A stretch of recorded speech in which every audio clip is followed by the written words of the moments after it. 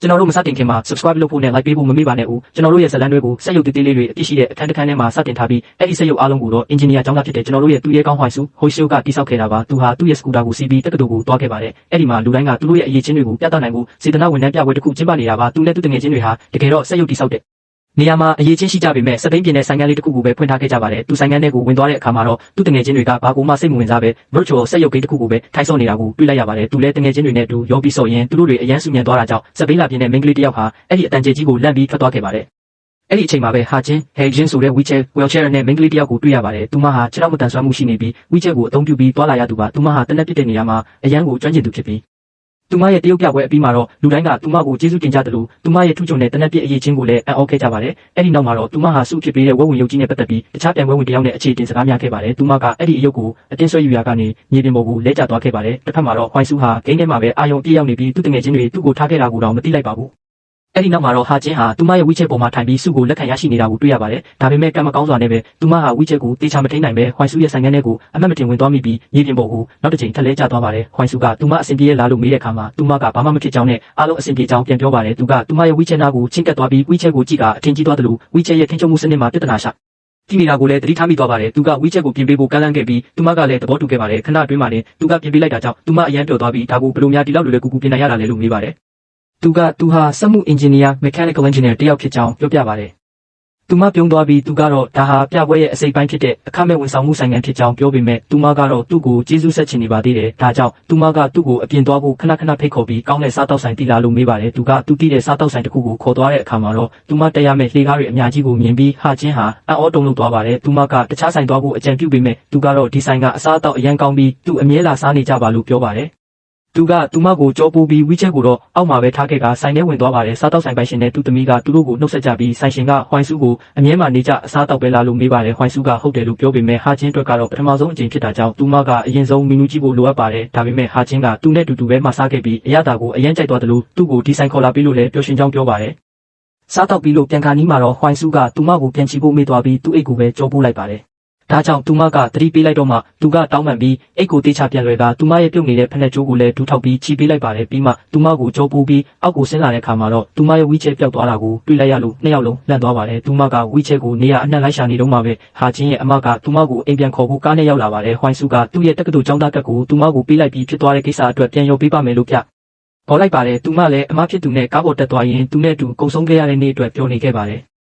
ဟွိုင်ဆူဆိုင်ကန်းကိုပြန်ရောက်တဲ့အခါမှာတော့သူ့တငယ်ချင်းတွေကိုတွေ့ရပြီးသူကစိတ်မကောင်းဖြစ်နေတဲ့ပုံစံနဲ့ဖြစ်ပျက်ခဲ့တာတွေကိုပြောပြပါတယ်။အဲ့ဒီအချိန်မှာပဲလှပတဲ့မိန်းကလေးတစ်ယောက်ဖြစ်တဲ့ဟန်နာကသူမရဲ့ရည်စားလို့သတ်မှတ်ထားတဲ့ရန်မြေအောင်ကိုလာရှာပါတယ်။ရန်ကသူမကိုပုံနေပေမဲ့သူမကမြင်သွားပါတယ်။ရန်ကသူမကိုဘာလို့သူ့လိုလူကိုရည်စားအဖြစ်ရွေးရတာလဲလို့မေးတဲ့အခါသူမကငါကလှတယ်နင်ကညံကောင်းတယ်ငါတို့ကလေးကြရင်နင်လိုညံကောင်းစေချင်လို့ပြန်ပြောပြီးသူ့ကိုအပြင်ကိုဆွခေါ်သွားပါတယ်။ဟွိုင်ဆူကတော့ဝါတပ်မှာအဲ့ဒီဝီချက်အမျိုးအစားကိုလိုက်ရှာရမှာဈေးရန်ကြီးတာကိုတွေးလိုက်ရပါတယ်သူတငယ်ချင်းဂျန်ကဝယ်မဲ့အစားကိုယ်တိုင်လုပ်ဖို့အကြံပေးလိုက်ပါတယ်ဟွိုင်ဆူလည်းချက်ချင်းပဲပစ္စည်းတွေတင်ပြီးသူ့အဖေရဲ့စပိန်ပြင်နဲ့အလုပ်ရုံကိုတွားခဲ့ပါတယ်အဖေစီကခွင့်တောင်းပြီးအလုပ်ရုံထဲဝင်ကဝီချက်ကိုစတင်ဒီဇိုင်းဆွဲပါတော့တဲ့တစ်ဖက်မှာလည်းဟာချင်းကအိမ်ပြန်ရောက်တဲ့အခါအဖေဖြစ်သူကသူမရဲ့ပေါ်ဆမှုကိုစူပါတော့တဲ့ဟွိုင်ဆူရဲ့နာမည်ကိုမေးပြီးရဲစခန်းသွားတိုင်းရမှာကိုကောင်းသားကပ်ပဲယူလာရမလားလို့ပြောပါတယ်သူမကတော့ဟွိုင်ဆူကပြန်ရောပေးမယ်လို့ကတိပေးထားကြောင်းပြောပေမဲ့အဖေဖြစ်သူကတော့တိတ်ဆိတ်စွာနားထောင်နေပြီးသူမရဲ့အမကိုလည်းရဲစခန်းမသွားပဲဘာလို့ဒီတိုင်းပြန်လာတာလဲလို့အဖြစ်တင်ပါတယ်ဟာချင်းကတော့သူမရဲ့ကိုရေးကိုတာကိစ္စတွေကိုသူမဘာသာဖြေရှင်းမယ်လို့ပြောလိုက်ရကနေအဖေဖြစ်သူနဲ့ဆက်ဆံရေးမကောင်းတာကိုမြင်တွေ့ရပါတယ်နောက်တနေ့မှာတော့ဟွိုင်ဆူဟာဝီချက်ပေါ်မှာထိုင်ပြီးအနောက်မှာဝက်ဝင်ရုပ်ကြီးကိုချီကာဟာချင်းလေးကျင်နေတဲ့တနက်ပစ်ကွင်းကိုတွားခဲ့ပါတယ်နီးပြကသူ့ကိုဝီချက်နဲ့မြင်တော့မတန်ဆွမ်းသူလို့ထင်သွားပြီးတနက်ပစ်အားကစားကြောင်းလာရှင်းပြကဒါဟာသူ့အတွက်တင့်တော်နိုင်ကြောင်းပြောပါတယ်ဟွိုင်ဆူကဟာချင်းအကြောင်းမေးလိုက်တော့မှနီးပြကသူမရှိတဲ့နေရာကိုညွှန်ပြပါတယ်သူမကသူ့ကိုတွေ့တော့အံ့ဩသွားပြီးသူမလေ့ကျင့်ခန်းပြီးအောင်လုပ်ပြီးမှစကားပြောဖို့သဘောတူလိုက်ပါတယ်သူမလေ့ကျင့်နေတာကိုသူကအထင်ကြီးစွာနဲ့ကြည့်နေပါတယ်အဲ့ဒီနောက်မှာတော့မတန်ဆွမ်းသူတွေဖြစ်တဲ့သူမရဲ့တငယ်ချင်းတွေလည်းရောက်လာပြီးသူနဲ့မိတ်ဆက်ပေးပါတ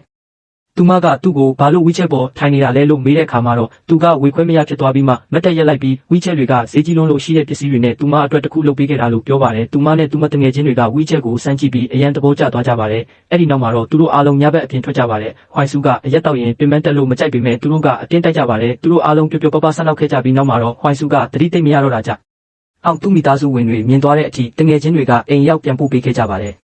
သူတို့အားလုံးအံ့ဩသွားကြတာကတော့ဟွိုင်စုရဲ့အမေဟာချင်းကိုအိမ်ထဲခေါ်သွားပြီးခောက်ဆွဲကျွေးကဧည့်ခံခဲ့လို့ပါဟွိုင်စုရဲ့အမေကသူမရဲ့သားဟာလူမှုဆက်ဆံရေးတိတ်မရှိသူဖြစ်တာကြောင့်အခုလိုတငယ်ချင်းတွေနဲ့အတူအရက်တောက်ပြီးအချိန်ကုန်ဆုံးခဲ့တာကိုဝမ်းသာမိကြောင်းဟာချင်းကိုပြောပြပါတယ်ဒါအပြင်နောက်မှလည်းဟွိုင်စုကိုသူတို့နဲ့အတူအပြင်ကိုခေါ်ပေးဖို့ဟာချင်းကိုတောင်းဆိုခဲ့ပါတယ်ဟာချင်းကကျေးဇူးတင်စကားပြောပေးမဲ့အဖေဖြစ်သူဖုန်းဆက်နေတာကြောင့်ပြန်ရတော့မယ့်အကြောင်းတောင်းပန်ပြီးထွက်လာခဲ့ပါနောက်တစ်နေ့မှာတော့ရမ်းရောက်လာပြီးဒီနေ့ဟာလေတနက်ပြစ်တံပွဲ Elton Competition ကျင်းပမယ့်နေ့ဖြစ်ကြောင်းပြီးခဲ့တဲ့နှစ်ကရှုံးနိမိတ်ကိုချေခဲ့ဖို့အတွက်ဒီနေ့မှာမဖြစ်မနေနိုင်ယူရမယ်လို့ပြောပါတယ်သူတို့အဖွဲ့မှာလူမပြည့်တာကြောင့်ဟာနာနဲ့ဟာချင်းကိုပါခေါ်သွားကြပါတယ်သူတို့တွေစတင်ရှင်းပြန်ကြပြီမဲ့ပထမအချိန်မှာတင်ရှုံးနိမိတ်ပြနေပါတယ်နားနေချိန်မှာသူတို့တယောက်နဲ့တယောက်အပြစ်တင်နေကြတာကြောင့်ဟာချင်းကဒီကိစ္စကိုအပြေပေါက်ယူပြီးသူတို့ကိုအနိုင်ရအောင်ကူညီပေးမယ်လို့ပြောပါတယ်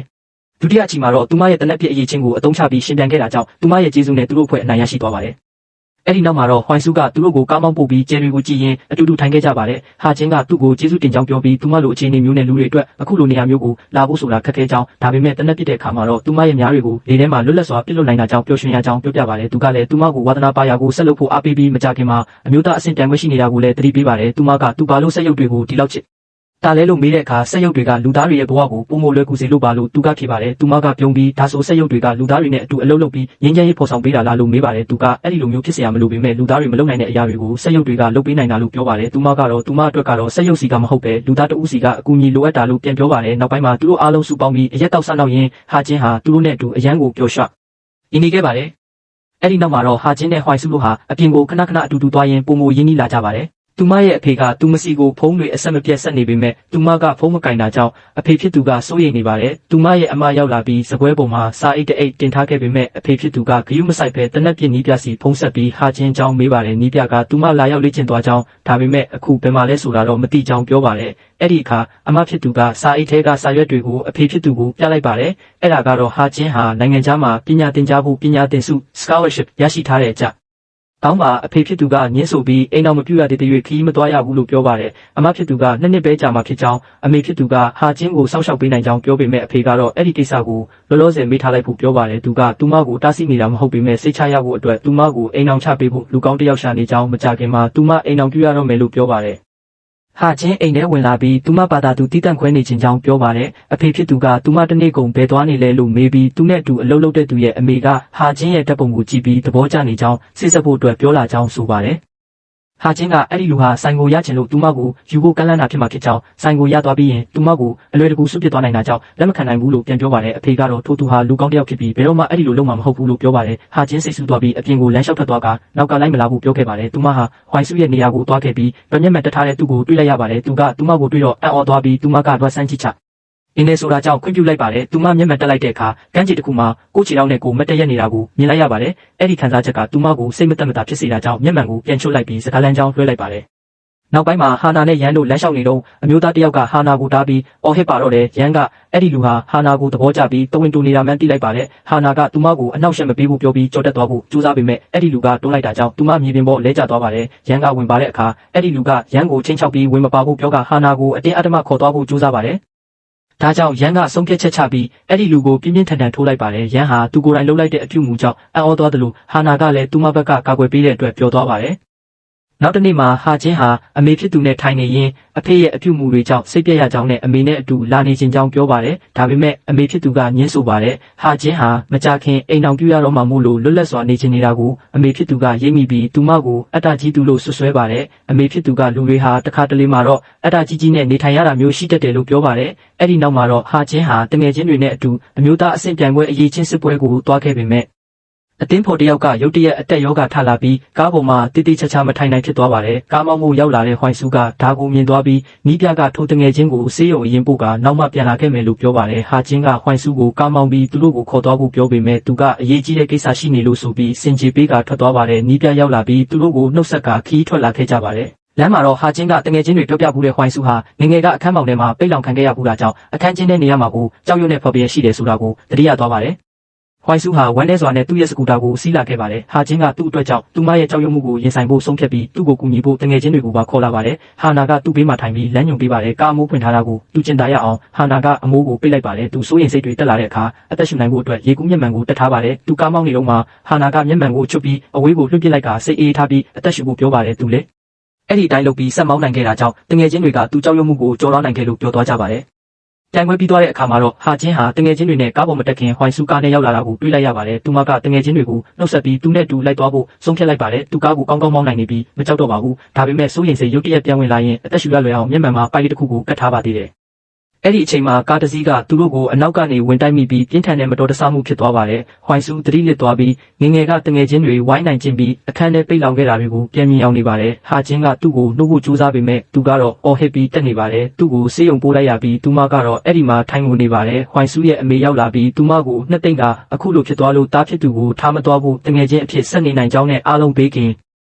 းဘိုးကအဓိကဖြစ်ကြောင်းပြောပါတယ်ဟာချင်းရဲ့အဖေရောက်လာတာကြောင့်ဟွိုင်ဆူအမေကသူတို့ကိုလှုပ်ပေးလိုက်ပါတယ်အဖေဖြစ်သူကဟာချင်းကိုဒီလူဟာစိတ်မမှန်တဲ့သူမို့လို့သူ့ကိုထားခဲ့ရမယ်ဒီလိုလူနဲ့ပတ်သက်တာကိုခွင့်မပြုနိုင်ဘူးလို့ပြောပါတယ်သူကသူမကိုကာကွယ်ခြင်းလို့ပြောတာလို့ဆိုပေမဲ့သူမကတော့သမီးကိုကလေးတစ်ယောက်လိုဆက်ဆံတာကိုရက်ပါတော့သမီးဘာသာစောက်ရှောက်နိုင်တယ်လို့ဒေါသတကြီးပြန်ပြောပြီးထွက်လာခဲ့ပါတယ်ဒီစကားတွေကိုဟွိုင်ဆူကအကုန်ကြားသွားပါတယ်နောက်ပိုင်းမှာဟာချင်းဟာလေ့ကျင့်ရေးကွင်းမှာရှိနေတော့ဟွိုင်ဆူသူမစီလာပြီးငါတို့နောက်ထပ်မတွေ့ကြရအောင်လို့ပြောခဲ့တာကိုပြန်တရိယာနေပါတယ်သူမကဘာလို့လဲလို့မေးတဲ့အခါသူကအကြောင်းပြချက်မရှိဘဲဝေးဝေးနေဖို့လိုအပ်တယ်လို့ခံစားရကြောင်းပြောပြီးတောင်းပန်ကထွက်သွားခဲ့ပါတယ်။သူမကသူ့ကိုတာပြီးရှင်ကတဘောအလုံးထွက်ပြေးပြီးနေခြင်းနဲ့ဆိုရင်လည်းအခန်းထဲမှာပဲပိတ်နေပြီးဘယ်တော့မှအပြစ်မထွက်လာနဲ့တော့လို့ပြောခဲ့ပါတယ်။သူမဟာအတွေးတွေကနေပြန်တတိဝင်လာပြီးဆက်လက်လေ့ကျင့်ဖို့စူးစမ်းပေမဲ့အာရုံမရပါဘူး။တငယ်ချင်းဖြစ်သူရောက်လာပြီးအစဉ်ပြေရလားလို့မေးတဲ့အခါသူမကအစဉ်ပြေတယ်လို့ဖြေပေမဲ့တငယ်ချင်းကသူမအနာကိုတိုးလာပြီးအမြဲတမ်းအစဉ်ပြဒီနေ့တလူမျိုးဟန်ဆောင်မနေပါနဲ့လို့ပြောပြီးသူမကိုဖက်ကအားပေးပါတယ်ဟာချင်းကသူ့ကိုဘာမှထူးခြားမှုမရှိတဲ့တာမန်ယောက်ျားလေးတစ်ယောက်လိုပဲမြင်ခဲ့တာလို့ပြောတဲ့အခါတငယ်ချင်းကနင်းသူ့ကိုချစ်နေလို့အဲ့ဒီလိုမြင်တာပါလို့ပြန်ပြောပါတယ်နောက်တနေ့မှာတော့ဟာချင်းဟာသူမရဲ့အခန်းထဲမှာဂီတာကိုစိုက်ကြည့်နေပါတယ်အမဖြစ်သူဝင်လာပြီးဘာလုပ်နေတာလဲလို့မေးတဲ့အခါဂီတာကိုဘီရိုထဲကထုတ်နေတာလို့ပြောပါတယ်မတော်တဆမှုဖြစ်ပြီးကလေးကဂီတာကိုတစ်ချက်တောင်လှည့်မကြည့်ခဲ့တဲ့အတွက်အမဖြစ်သူကအံ့ဩသွားပါတယ်ဟာချင်းကပတ်စံလိုလာရင်ရောင်းဖို့တင်ထားတာဖြစ်ကြောင်းနဲ့အခုတော့ရောင်းတော့မှမို့လို့နောက်ဆုံးအကြိမ်ဖြစ်တီးကြည့်အောင်မယ်လို့ပြောပါတယ်သူမရဲ့ဂီတာတီးခတ်မှုကအရန်ကိုလှပနေပါတယ်အဲ့ဒီနောက်သူမပြိုင်ပွဲအတွက်လေ့ကျင့်နေပေမဲ့အာယုံမဆိုင်နိုင်ပါဘူးတစ်ဖက်မှာလည်းဟွိုင်ဆူဟာအခန်းထဲမှာတယောက်တည်းဝမ်းနည်းစွာထိုင်နေပါတယ်တငယ်ချင်းတွေကဖုန်းဆက်ခေါ်ပေမဲ့သူမကင်ပါဘူးဒါကြောင့်သူတို့ကတကားကိုအတင်းဖွင့်ဝင်လာပြီးဟာချင်းရဲ့ပြိုင်ပွဲစတော့မှာမို့လို့သူမအနားမှာရှိနေပေးတင်ကြောင်းပြောပါတယ်သူကတော့သူတို့ကိုဂယုမဆိုင်ဟန်နဲ့ဝမ်းမျက်မှန်ကိုတတ်ထားပြီးဟာချင်းကသူ့ကိုလာကူညီဖို့ပြောနေတာကိုစိတ်ကူးရင်နေပါတယ်အဲ့ဒီအခါဆက်ရုပ်စီကမဟုတ်ပဲလူသားတဦးစီကအကူအညီလိုအပ်တာဆိုတဲ့သူမရဲ့စကားကိုသတိရသွားပါတယ်သူဟာမျက်မှန်ကိုချွတ်လိုက်ပြီးရေကူးမျက်မှန်နဲ့ကားတော့ကိုဆွဲကအပြင်ကိုပြေးထွက်သွားပါတယ်တငယ်ချင်းတွေလည်းနောက်ကလိုက်ပြေးကြပါတယ်အဲ့ဒီအချိန်မှာဟာချင်းဟာပြိုင်ပွဲကွင်းထဲမှာရှိနေပြီးညားတွေကိုတေချာမပြစ်နိုင်ဖြစ်နေပါတယ်ဟွိုင်ဆူကတော့တငယ်ချင်းတွေလန့်သွားတဲ့အထိကားကိုအမြန်မောင်းလာခဲ့ပါတယ်မတော်တဆမှုဖြစ်လို့နှီးပါဖြစ်ခဲ့ပေမဲ့သူကရေကူးမျက်မှန်ကိုချွတ်လိုက်ပြီးမလိုပဲမောင်းဖို့ဆုံးဖြတ်လိုက်ပါတယ်နီးပြနဲ့တငယ်ချင်းတွေကဟာချင်းကိုအားပေးစကားပြောနေတော့ဟွိုင်ဆူရောက်လာပြီးငါထွက်ပြေးနေတာတွေကိုရက်လိုက်ပြီးမင်းနဲ့အတူရှိနေခြင်းလို့မင်းရင်ဆိုင်ရမယ်ဘလို့အခက်ခဲမျိုးမှမဆိုမင်းပေးမှာငါရှိနေပေးမယ်လို့ပြဘောပါတယ်သူကသူမရဲ့ဝီချက်မှာချိတ်ဖို့အတွက်စုတစိတ်လေးတစ်ခုပေးပြီးပြိုင်ပွဲမှာအနိုင်ရအောင်ဆက်လုပ်ဖို့အားပေးပါတယ်။သူမများပြစ်ပေမဲ့အလဲဘဟုကိုမထိပါဘူး။အချိန်ချင်းကြိုးစားပြီးမှနောက်ဆုံးအချိန်မှာတော့ပြစ်မှတ်ကိုထိမှန်သွားတာကြောင့်အားလုံးကဝမ်းသာအားရအော်ဟစ်ချီးကျူးကြပါတယ်။ရက်အနှဲငယ်ကြာပြီးနောက်မှာဟာချင်းဟာနိုင်ငံခြားထွက်တော့မဲ့အမဖြစ်သူကိုလိုက်ပို့ပါတယ်။အဖေဖြစ်သူကနောက်ဆုံးမှာသဘောတူလိုက်ပြီးဖြစ်တယ်လို့သူဟာပြောင်းလဲလာတာသိတာပါတယ်။သူကဟာချင်းကိုဂီတာမယောင်းဖို့နဲ့လိုအပ်တဲ့ပတ်စံကိုသူပေးမယ်လို့ပြောပါတယ်။အဖေဖြစ်သူကသူတို့နဲ့ပုံမူနီးကပ်အောင်ကြိုးစားပြီးဖခင်ကောင်းတစ်ယောက်ဖြစ်လာတာကြောင့်သူတို့ပျော်ရွှင်နေကြပါတယ်။အဲ့ဒီနောက်မှာတော့ဟာချင်းဟာဟွိုင်ဆူနဲ့တွေ့ဆုံပြီးသူမရဲ့တပ်ပုံကြီးတစ်ပုံကိုပြပါတယ်။အဲ့ဒါဟာသူတို့ရဲ့မင်္ဂလာပွဲကြီးညာတဲ့ကြော်ညတခုဖြစ်နေပါတယ်တငယ်ချင်းတွေရောက်လာပြီးသူတို့ကိုဂုဏ်ပြုကြပါတယ်နောက်ဆုံးမှာတော့သူတို့အားလုံးအရင်ကသွားခဲ့တဲ့စားတောက်ဆိုင်ကိုပြန်သွားကြပြီးလူငယ်တွေကသူတို့ရဲ့ချစ်သူတွေကိုစီကိုလှေကားပေါ်ကြောပိုးပြီးတက်သွားကြပါတယ်ဒီနေရာမှာတင်ကျွန်တော်တို့ရဲ့ဇလန်းလေးပြီးဆုံးသွားပါပြီ